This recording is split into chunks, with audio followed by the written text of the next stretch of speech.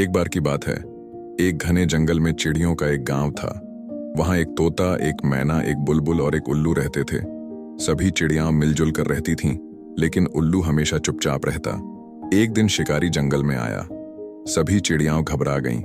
तभी उल्लू ने सबको एक योजना बताई। उसने शिकारी के जाल में कांटे डाल दिए और बाकी चिड़ियों ने तेज आवाजें कर उसे भटका दिया। शिकारी डर कर भाग गया। अब सभी चिड़ियां उल्लू की बुद्धिमानी की प्रशंसा करने लगीं।